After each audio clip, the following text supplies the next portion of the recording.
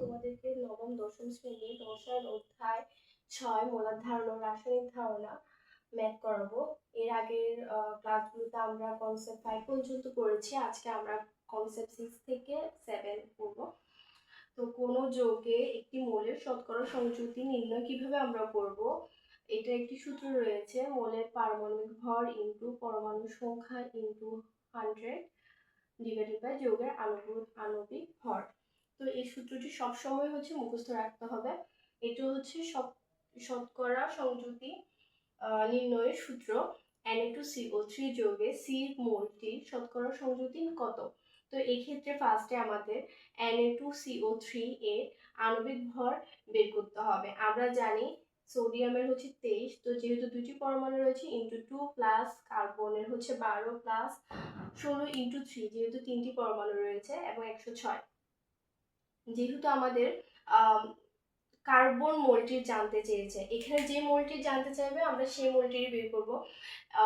Oxygen থাকলে আমরা অক্সিজেনের লিখতাম, যদি সোডিয়ামের চাইতো সোডিয়ামের লিখতাম, কিন্তু এখানে যেটা চাইবে সেটারই আমরা শতকরা সংযুতি বের করবো শুধু। তো যেহেতু এখানে সি মানে কার্বনের চেয়েছে, তো 12 ইন্টু 1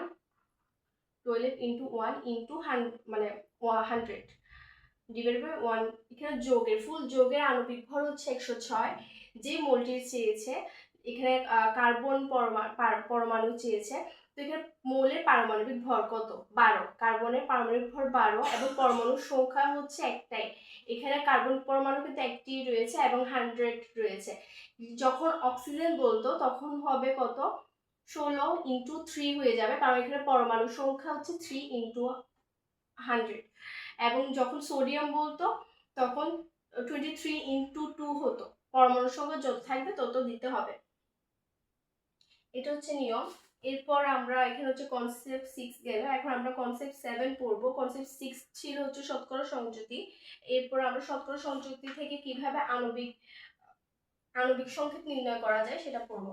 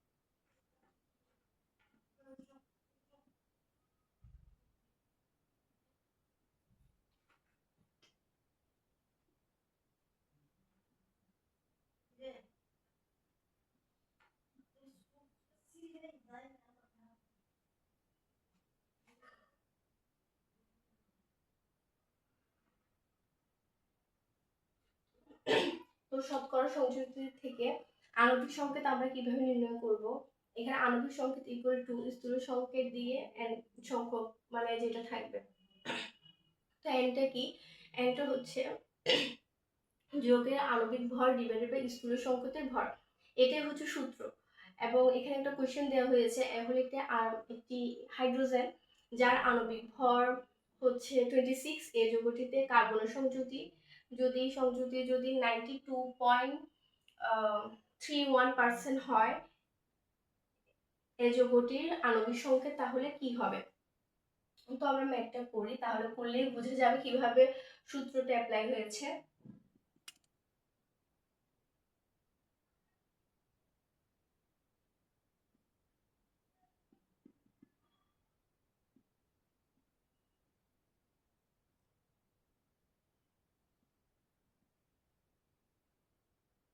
অনেকে এই যৌগটা লিখতে পারে।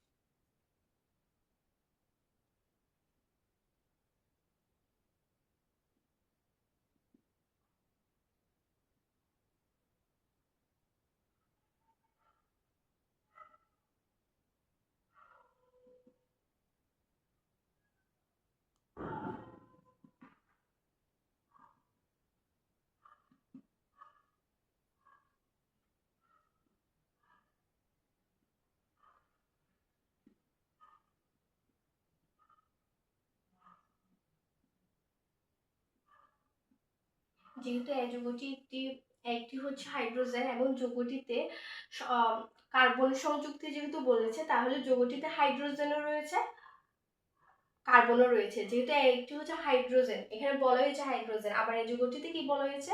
কার্বন সংযুক্তি। তার মানে এখানে বোঝা যাচ্ছে যৌগ যেটি হবে, যৌগ তো হচ্ছে শুধু একটি তৈরি হয় না, মানে দুইবার একবার ততোধিক থাকে। তো কার্বন আর হাইড্রোজেন, তো এখানে তো আমরা দেয়া আছে কি কার্বনের সংযুতি, কিন্তু আমাদের হাইড্রোজেনের সংযুতি তো আমরা জানি না। তো কিভাবে বের করবো? টোটালটাকে আমরা 100 ধরে যেটা দেয়া আছে সেটা থেকে বিয়োগ দিলে আমরা হাইড্রোজেনের সংযুতি পেয়ে যাব। এর পরের স্টেপ আমরা করব।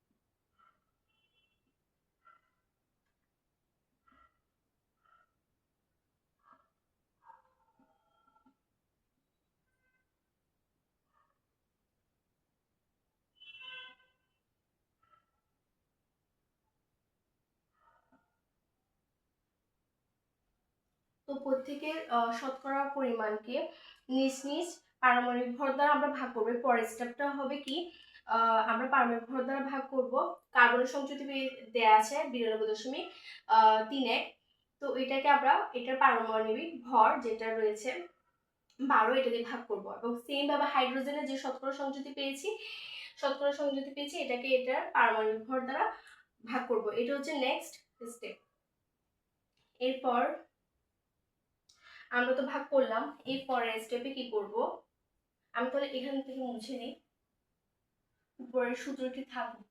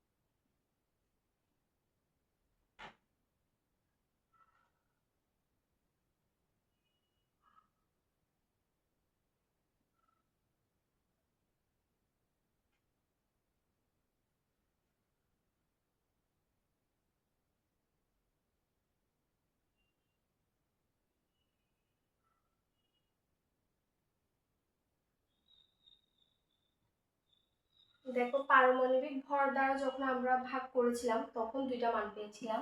কত? c ইকুয়াল টু পেয়েছিলাম আমরা 7 এর আগের পার্টটা যেটা আমি মুছে দিয়েছি ওইটা লিখছি। আরেকটা পেয়েছিলাম 7.69। ওকে, এই দুটো হচ্ছে পারমাণবিক ভর দ্বারা ভাগ করে পেয়েছিলাম এর আগের পার্টটা। তো এখানে পারমাণবিক ভর দ্বারা ভাগ করার পর মানে নিজ নিজ শতকরা সংযুতিকে যখন আমরা পারমাণবিক ভর দ্বারা ভাগ করলাম তখন এই দুটো আমরা মান পেলাম। পাওয়ার পর প্রাপ্ত ভাগফল সমূহের মধ্যে ক্ষুদ্রতম ভাগফল দ্বারা ভাগ করে পাই। তো এই দুইটার মধ্যে তো দুইটাই তো সেম, ঠিক আছে? তাহলে দুটোর মধ্যে তো ছোট তো মানে যেটা আছে সেটাই ধরতে হবে, মানে 7.69ই ধরতে হবে। তো এখানে পেলাম কত? 7.69। তাহলে 7.69 দিয়ে দুইটাকে আমরা ভাগ করলাম, তাহলে সেম ওয়ানই আসবে। মানে এখানে যদি ভিন্নটা থাকতো, যদি 7.69 দুইটা না হয়ে এখানে ধরো 5.69 হতো, তখন আমরা কি করতাম? তখন ওই 5.69 দিয়ে আমরা দুইটাকে ভাগ দিতাম, কিন্তু সেক্ষেত্রে নিচটাকে ভাগ দিতাম। যেমন 7.69কে আমরা 7.69 দিতাম, সরি 7.69কে আমরা 5, যদি এটা 5.69 আসতো তখন আমরা 5.69 দিতাম। এবং এজ এর ক্ষেত্রে এখানে তো উপর দিয়ে থাকতো কি 5.69, তখন নিচেও 5.69 আসতো। মানে যেটা বের হবে এখানে ক্ষেত্রে পারমাণবিক ভর দ্বারা বের করার পর ওই দুটোর মধ্যে যেটা ক্ষুদ্রতম ভাগফল পাবো সেটাকে ওই নিচ যেটা আমরা পাবো ভাগ করার পর ওইটা দিয়ে ফুললি আমরা ভাগ করব। তাহলে দুটোতেই আমরা পেলাম কত? 1। তাহলে স্থূল সংকেত কি হবে? স্থূল সংকেত হবে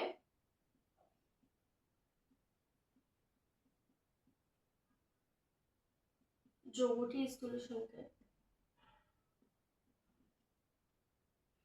যেহেতু কার্বনও হচ্ছে 1, হাইড্রোজেন 1, তাহলে একটা একটাই থাকবে। যদি এখানে 2 আসতো তাহলে কার্বন 2টা, এখানে 3 আসলে কার্বন 3টা, যেরকম থাকবে সেরকমই হচ্ছে আমরা লিখব। এরপর এখন হচ্ছে আণবিক ভরটা বের করব। এটা তো হচ্ছে আমরা স্থূল সংকেত বের করেছি, এখন আমরা বের করব আণবিক ভর।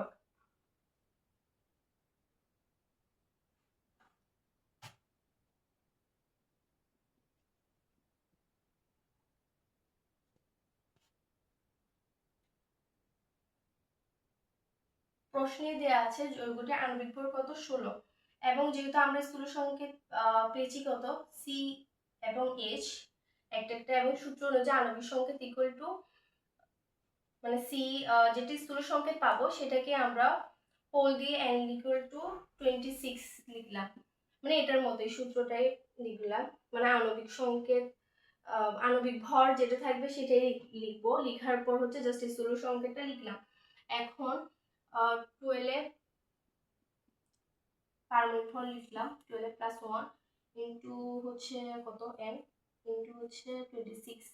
তাহলে এই ক্ষেত্রে n ইকুয়াল টু আমরা সবকিছু ক্যালকুলেশন করে পাবো হচ্ছে 2। এবং যখন 2 পেলাম এই ক্ষেত্রে এখন বের করতে হবে আণবিক সংকেত। আণবিক সংকেত তাহলে আমরা ফাইনাল যেটা পাবো সেটা হচ্ছে আণবিক সংকেত। তাহলে কিভাবে বের করব? CH n লিখলাম, তাহলে CH2 লিখলাম, মানে হচ্ছে এখানে 2 পেলাম না, n ইকুয়াল টু 2, ওইটা এখানে বসালাম। স্থূল সংকেত আণবিক সংকেত ইকুয়াল টু স্থূল সংকেত বাই n। তো স্থূল সংকেত পেয়েছিলাম আমরা শুধু CH, এবং এখানে n এর মান পেলাম 2, এটাই। তাহলে আলাদাভাবে লিখলে আমরা লিখব C2H2। তাহলে এটাই আণবিক সংকেত আমরা পেয়ে গেলাম। তো আজকে পর্যন্ত।